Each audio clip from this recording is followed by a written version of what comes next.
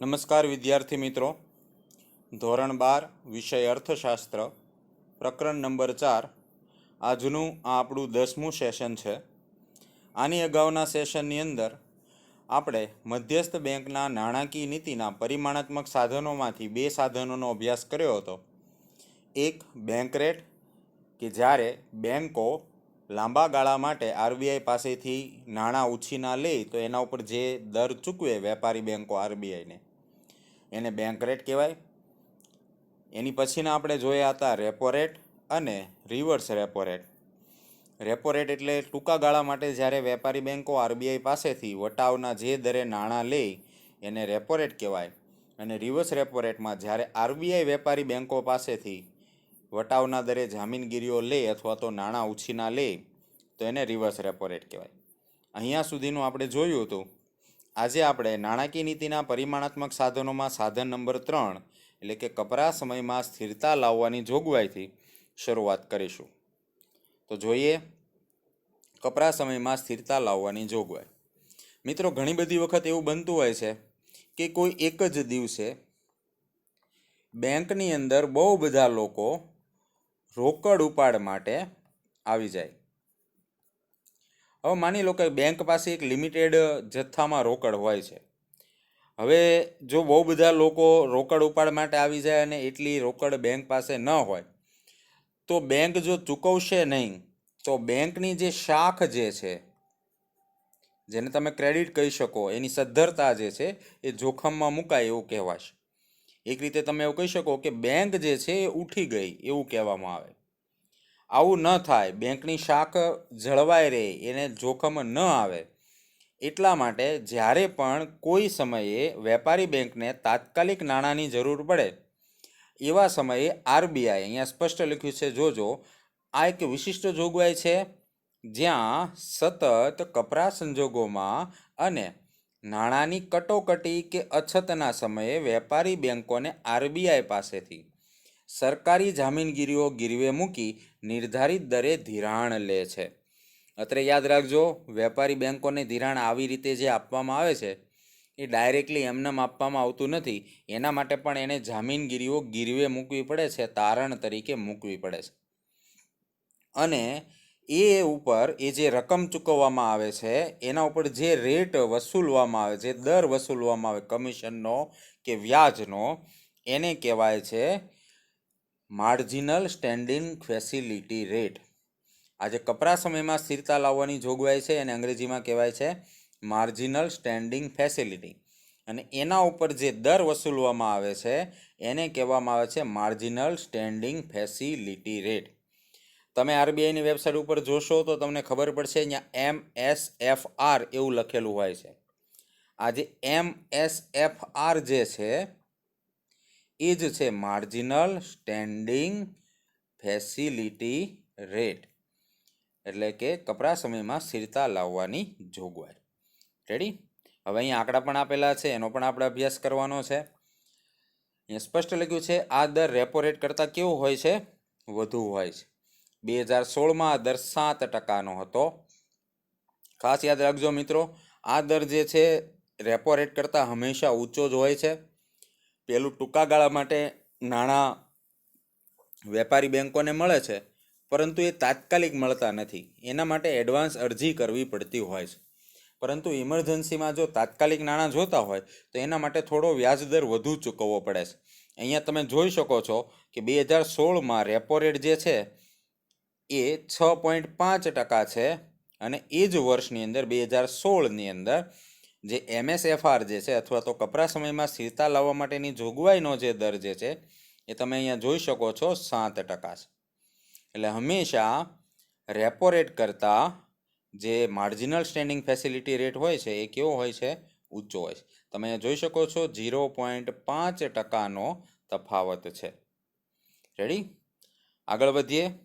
Next number 4 અતિશય મહત્વનું અને 2 કે 3 ગુણની અંદર અલગથી પૂછી શકાય એવું વિધાન, જેનો અભ્યાસ આપણે ઓલરેડી કરી ગયા છીએ.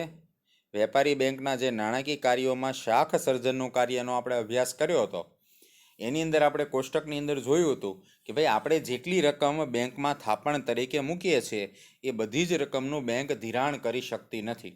જો તમને યાદ હોય તો આપણે 1000 રૂપિયા થાપણ તરીકે લીધા હતા.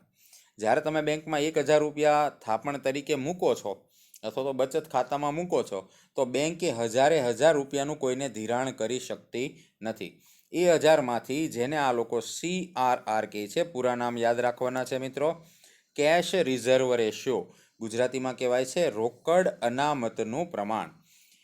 એ અન્વયે જેટલો ટકા રેટ હોય એટલા ટકા રકમ અનામત રાખી બાકીની રકમનું એ ધિરાણ કરી શકે.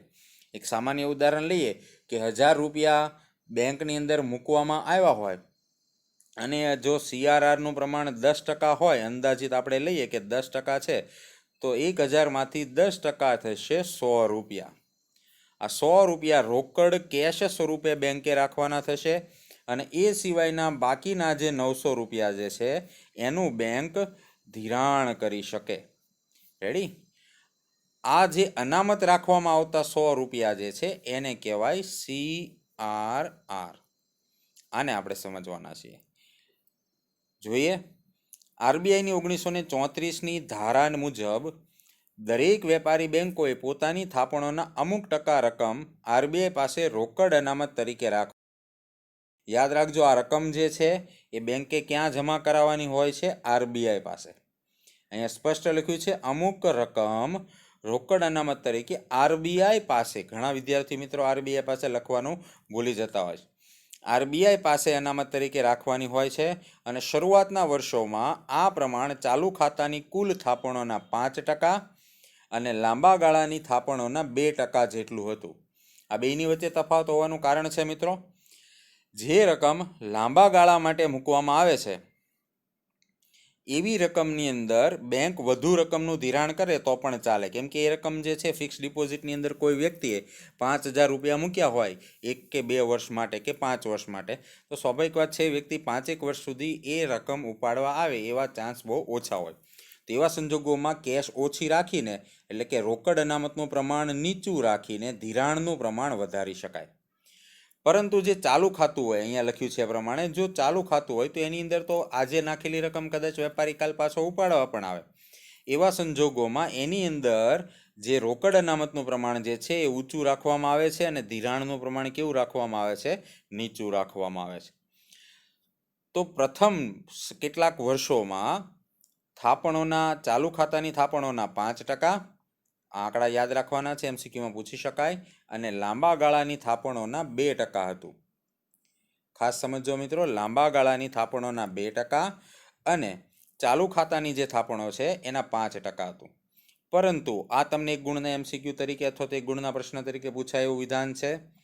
1962 પછી કુલ થાપણોના 3 થી 15% વચ્ચે CRR રાખવાનું નક્કી કર્યું.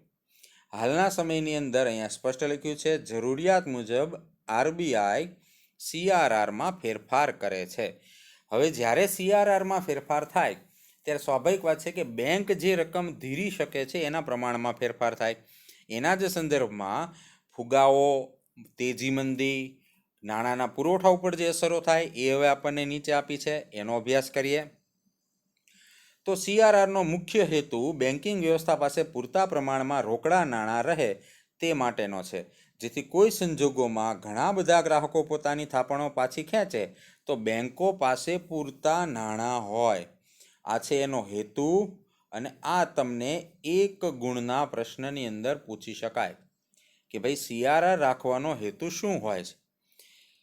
મેં અગાઉ કહ્યું એમ, આપણે વ્યાખ્યામાં જ ભણ્યા હતા, માગવામાં આવે ત્યારે પરત કરવાની શરતે બેંક આ નાણાં સ્વીકારતી હોય. એટલે જ્યારે કોઈ વ્યક્તિને નાણાંની જરૂર હોય તો તમારે એને પાછા આપવા પડે. આવી રીતે જો બહુ બધા લોકો એક સાથે પાછા આવી જાય, નાણાં લેવા માટે આવી જાય અને એમને પાછા આપવાના હોય નાણાં, તો એવા સંજોગોમાં સ્વાભાવિક વાત છે બેંક પાસે પૂરતી રોકડ હોવી જોઈએ. આ CRRનું પ્રમાણ રાખવાનો એ જ કારણ છે. વળી આ સાધન ફુગાવા નિયંત્રણ માટે પણ વપરાય છે. મેં કહ્યું એમ, જો CRRનું પ્રમાણ ઊંચું રાખવામાં આવે તો ધિરાણ જે છે એ કેવું થશે? ઓછું થશે. એનાથી ઉલટું જો CRRનું પ્રમાણ ઓછું રાખવામાં આવશે તો તો ધિરાણનું પ્રમાણ જે છે એ વધશે. હવે સમજો જ્યારે મંદી હોય, સમજો જ્યારે મંદી હોય ત્યારે દેશમાં નાણાંનો પુરવઠો વધારવાની જરૂર હોય, એટલે કે ધિરાણ વધારવાની જરૂર હોય. એટલે જ્યારે મંદી હોય ત્યારે CRR ઘટાડવામાં આવે, અને જ્યારે અતિશય વધારે ફુગાવો હોય ત્યારે CRR શું કરવામાં આવે? વધારવામાં આવે. આ ખાસ યાદ રાખજો. એક રીતે સાદી ટેકનિક એવી છે મિત્રો કે કોઈ પણ રીતે તમે જુઓ, સાધન વધે તો નાણાંનો પુરવઠો જે છે એ ઘટે. જો CRRનું પ્રમાણ વધે તો પણ નાણાંનો પુરવઠો ઘટે. જો બેંક રેટનું પ્રમાણ વધે તો પણ નાણાંનો પુરવઠો ઘટે. સેમ એ રીતે તમે વિચારો કે જો કેશ રિઝર્વ રેશિયો જે છે એ વધે, CRR, તો પણ નાણાંનો પુરવઠો જે છે એની અંદર ઘટાડો થશે. સેમ એ પ્રમાણ જે છે અહીંયા તમને રેપો રેટ અને રિવર્સ રેપો રેટની અંદર પણ જોવા મળશે. એટલે યાદ રાખવાની એક સાદી ટેકનિક એવી છે, કોઈ પણ સાધન વધે તો નાણાંનો પુરવઠો ઘટે. આગળ જોઈએ, વળિયા સાધનો ફુગાવા નિયંત્રણનું પણ કાર્ય કરવા માટે વપરાય છે. જો CRR વધે તો બેંકો પાસે શાખ સર્જન કરવા માટે નાણું કેવું રહેશે? ઓછું રહેશે. ફરી એકવાર સમજો, તો બેંકો પાસે નાણાં ઓછા રહેશે તો સ્વાભાવિક વાત છે પ્રજાને ધિરાણ ઓછું આપે, તો પુરવઠો કેવો થશે? ઓછો. અને નાણાંનો પુરવઠો ઓછો હોય તો મંદી જે છે એ દૂર થાય અને ફુગાવો ઘટે. અને મંદીના સમયમાં CRR ઓછો કરાય છે, કેમ કે જ્યારે CRR ઓછો કરવામાં આવશે તો બેંકો ધિરાણ વધુ આપી શકશે, લોકો પાસે ધિરાણ વધુ આવશે, એટલે લોકો ખરીદી કરવા લાગશે અને મંદી જે છે એ શું થશે? દૂર થશે. નેક્સ્ટ જોઈએ નંબર 5, કાયદા માન્ય પ્રવાહિતાનું પ્રમાણ, જેને શોર્ટમાં કહેવાય છે SLR, અંગ્રેજીમાં કહેવાય statutory liquidity ratio. Banking regulation act મુજબ CRRથી જુદા અને તે ઉપરાંતની કુલ થાપણોના 25% જેટલું મૂલ્ય. CRR તમે જેટલા રાખો છો પછી જે થાપણો વધે એના 25% જેટલું મૂલ્ય. 3 બાબતો, આ 3 શબ્દો આ મુદ્દાની અંદર ખાસ આવવા જરૂરી છે. નગદ એટલે કે કેશ, સોનું અને સરકારી જામીનગીરીઓ સ્વરૂપે રાખવું ફરજિયાત છે. હવે એક વસ્તુ સમજો, તમે 1000 રૂપિયા બેંકમાં મૂકો છો અને એમાંથી જો 10% CRR હોય તો એ 10% CRR લેખે 100 રૂપિયા કાપી લીધા પછી 1000 રૂપિયાના બીજા 25% એટલે કે 250 રૂપિયા જે છે એ બેંકે મૂકવાના થાય, કાં તો કેશ તરીકે, કાં ગોલ્ડ તરીકે, અથવા તો સરકારી જામીનગીરી સ્વરૂપે, જેને કાયદા માન્ય પ્રવાહિતાનું પ્રમાણ અથવા તો સ્ટેચ્યુટરી લિક્વિડિટી રેશિયો કે SLR તરીકે ઓળખવામાં આવે છે. અહીંયા પણ સેમ સિદ્ધાંત છે મિત્રો. સાધન વધે તો નાણાંનો પુરવઠો ઘટે. આ ખાસ યાદ રાખજો. આ સિદ્ધાંત તમને આખા મુદ્દા સમજાવવા માટે ખૂબ જ ઉપયોગી થશે. અહીંયા પણ તમે લખ્યું છે, તમે જોઈ શકો છો, SLRનું પ્રમાણ ઊંચું હોય તો બેંકોની થાપણોનું વધુ પ્રમાણ સરકારી જામીનગીરીમાં રોકાય. હવે અહીંયા એની પાસે ઓપ્શન તરીકે તમે જુઓ ને તો 3 ઓપ્શન છે. નગદ છે, સોનું છે, સરકારી જામીનગીરી. હવે કેમાં રાખવાનો એવો કોઈ ચોક્કસ સિદ્ધાંત આપણને અહીંયા પુસ્તકમાં આપવામાં આવ્યો નથી કે ભાઈ કેશમાં રાખવું. એટલે મોટાભાગે તમે જુઓ તો એ 3માંથી કોઈ એકમાં અથવા તો 3માં થોડું રોકાણ કરી શકે. પણ એમાં સૌથી સેફ જગ્યા જે છે પૈસા રોકવાની એ છે સરકારી જામીનગીરીઓ, કેમ કે એના ઉપર વળતર પણ ઊંચું મળે છે અને એના ઉપર નાણાંની પાછા આવવાની સંભાવના પણ પૂરેપૂરી 100% હોય છે. નાણાં ડૂબી જવાની કોઈ સંભાવના હોતી નથી. એટલા માટે અહીંયા એવું લખ્યું છે કે SLRનું પ્રમાણ ઊંચું હોય તો એ સરકારી જામીનગીરીઓમાં પૈસા રોકે બેંકો, જે રાજ્યના ખર્ચને પૂરો પાડવામાં વપરાય. કેમ કે આવી જામીનગીરીઓ જ્યારે આપણે ખરીદીએ તો સરકારને રકમ ચૂકવવામાં, સરકાર એ રકમનો ઉપયોગ દેશની અંદર જાહેર સુવિધાઓના ખર્ચને પહોંચી વળવા માટે કરતી હોય છે. વળી કેટલુંક જે છે એ નગદ અને સોનામાં પણ રહે છે, જે બેંકની કાર્યપદ્ધતિ એના ઉપર આધાર રાખે છે. અને SLR વધુ હોય તો પ્રજાને એટલા પ્રમાણમાં ઓછું ધિરાણ મળે, અને SLR નીચો હોય તો પ્રજાને ધિરાણ કેવું મળે? વધુ. એટલે જ્યારે મંદી હોય ત્યારે SLR જે છે એ નીચો કરવામાં આવે, અને જ્યારે તેજી હોય ત્યારે SLRનું પ્રમાણ વધારવામાં આવે. મુદ્દા નંબર 6, ઓપન માર્કેટ ઓપરેશન અથવા તો ખુલ્લા બજારના કાર્યો. અર્થતંત્રમાં નાણાંનો પુરવઠો વધારવા કે ઘટાડવા માટે આરબીઆઈ ખુલ્લા બજારમાં સરકારી જામીનગીરીઓનું ખરીદ વેચાણ કરે છે.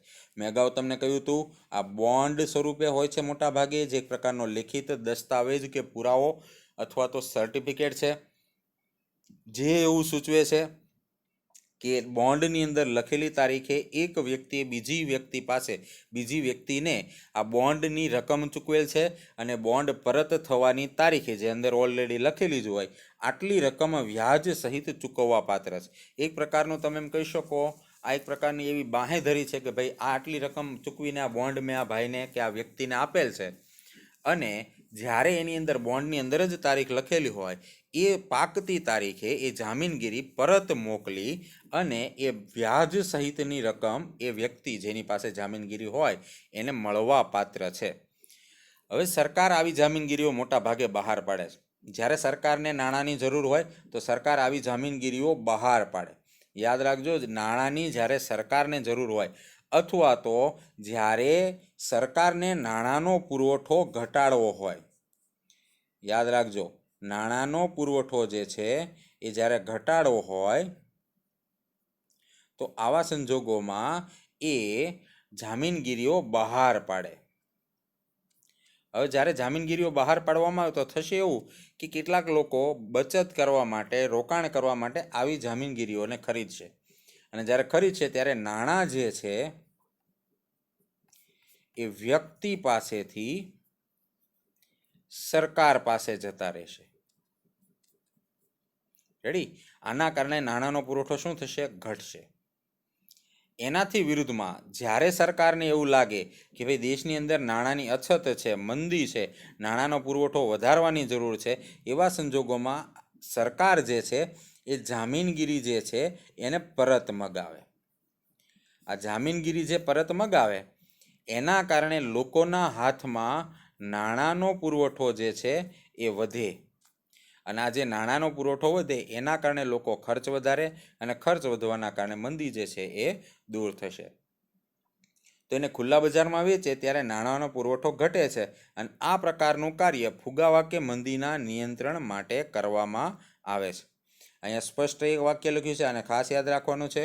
1991 પહેલાં સાધનનો ખાસ ઉપયોગ થતો હતો નહીં, કેમ કે એ સમયકાળ જે છે આપણો એક પ્રકારે તમે એમ કહી શકો બંધિયાર પ્રકારના અર્થતંત્રનો હતો, અને ગવર્મેન્ટ આ પ્રકારના વિચારોને ખાસ સપોર્ટ કરતી નહોતી, એટલે આવા સાધનોનો 91 પહેલાં ઉપયોગ ઓછો થતો હતો. નાણાકીય નીતિના પરિમાણાત્મક સાધનોમાં સાધન નંબર 7 અને છેલ્લું પરિમાણાત્મક સાધન, જેને આપણે ટૂંકમાં કહેશું સ્ટરીલાઇઝેશનની નીતિ. લાંબુ લચક હેડિંગ છે કે આરબીઆઈના સરવૈયાને હુંડિયામણના વધતા કે ઘટતા પ્રમાણના આંચકાઓથી મુક્ત કરવા માટે સ્ટરીલાઇઝેશનની નીતિ. આવું લાંબુ ન લખતા તમે માત્ર શોર્ટમાં સ્ટરીલાઇઝેશનની નીતિ લખશો તો પણ ચાલશે. જોઈએ, જ્યારે દેશમાં વધુ પ્રમાણમાં વિદેશી હુંડિયામણ આવે. હવે આ હુંડિયામણવાળો જે ટોપિક જે છે એ તમે ચેપ્ટર નંબર 9ની અંદર ભણવાનો છો. એની અંદર 3 ગુણની સેપરેટ આખી ટૂંકનોંધ છે. પરંતુ સાદી ભાષામાં કેવું હોય તો હુંડિયામણ એટલે આપણા ચલણની સામે વિદેશી ચલણનો દર. આપણે જે કહીએ ને કે $1 બરાબર 72 રૂપિયા, આ દર જે છે એને જ કહેવાય હુંડિયામણ દર. રેડી? આજે આપણે કહીએ કે $1 બરાબર 72 રૂપિયા, આને જ કહેવાય હુંડિયામણનો દર. હવે દેશની અંદર વેપાર કરવા માટે અન્ય દેશોના ચલણની જરૂર રહેતી હોય, અને એ અન્ય દેશોનું ચલણ જે છે એ આપણા માટે હુંડિયામણ કહેવાય, અને એની સાચવણીની જવાબદારી આરબીઆઈની હોય. હવે દેશની અંદર અમુક નિશ્ચિત પ્રકારની વસ્તુઓની આયાત થતી હોય તો એ આયાતોના ખર્ચને પહોંચી વળવા માટે આરબીઆઈ પાસે પૂરતા પ્રમાણની અંદર હુંડિયામણ હોવું જરૂરી છે. જો હુંડિયામણ પૂરતા પ્રમાણમાં નહીં હોય તો દેશમાં બહારથી જે આયાતો કરવામાં આવે છે એનું ચૂકવણી કરવા માટે આપણી પાસે નાણાં હશે નહીં. એટલે એની એક નિશ્ચિત હદ સુધી જાળવણી કરવાની હોય અથવા તો એને એકત્રિત કરવાના હોય, અને એ કાર્ય કોણ કરે છે? આરબીઆઈ. તો જ્યારે દેશની અંદર વધુ પ્રમાણમાં વિદેશી હુંડિયામણ આવે કે દેશની બહાર જાય ત્યારે આ હુંડિયામણના ખાતામાં વધઘટ થતાં એનું સરવૈયું ખોરવાય. સરકારે અથવા તો આરબીઆઈએ જે જથ્થો નક્કી કર્યો હોય દેશની આર્થિક સિચ્યુએશન કે પરિસ્થિતિને ધ્યાનમાં રાખતા જેટલા હુંડિયામણનો જથ્થો એણે નક્કી કર્યો હોય. માની લો કે ગવર્મેન્ટ એવું નક્કી કરે કે ભારત પાસે કોઈ પણ સમય ઓછામાં ઓછું $150 બિલિયન હુંડિયામણ હોવું જોઈએ. હવે જો કોઈ વધી જાય $150 બિલિયન વધે, તો એવા સંજોગોમાં 150 ઉપર જેટલું વધ્યું હશે, માની લો કે 165 થાય છે, રેડી, 165 થાય, તો એવા સંજોગોમાં 150થી ઉપર જે $15 બિલિયન વધારો થયો એ આરબીઆઈ વેચીને એમાંથી શું ખરીદી લેશે? જાત ભાતની જામીનગીરીઓ જે છે એ ખુલ્લા બજારમાંથી ખરીદશે. એટલે એની પાસે હુંડિયામણનો વધારાનો જથ્થો જે છે એ ઓછો થઈ જશે. એનાથી વિરુદ્ધમાં કોઈ વખતે એવું બને કે જેટલા હુંડિયામણની જરૂર હોય એના કરતાં હુંડિયામણનો જથ્થો ઘટી જાય, તો એવા સંજોગોમાં આરબીઆઈ જે છે એ પોતાએ જે ખરીદેલી જામીનગીરીઓ જે છે એને ખુલ્લા બજારમાં વેચી દે અને વેચતા જે હુંડિયામણ મળે એને હુંડિયામણના જથ્થામાં ભેળવી પોતાના હુંડિયામણના ખાતાને એ સરભર કરી લેશે. આ રીતે પોતાના હુંડિયામણના ખાતાનું બેલેન્સ જાળવવાની જે પદ્ધતિ જે છે એને જ મિત્રો અર્થશાસ્ત્રમાં સ્ટરીલાઇઝેશનની નીતિ કહેવાય છે. ફરી એકવાર પહેલેથી જોઈએ. જ્યારે દેશમાં વધુ પ્રમાણમાં વિદેશી હુંડિયામણ આવે કે દેશની બહાર જાય ત્યારે આરબીઆઈ જેટલી વધઘટ થઈ હોય એટલી જ રકમની સરકારી જામીનગીરીઓ ખુલ્લા બજારમાં ખરીદી કે વેચી પોતાના સરવૈયાની સમતુલા જાળવે, જેથી કરીને સમગ્ર નાણાં વ્યવસ્થાની સમતુલા જળવાઈ રહે. અને આ પ્રકારની નીતિને કહેવામાં આવે છે સ્ટરીલાઇઝેશનની નીતિ. આજના સેશનમાં આટલું જ.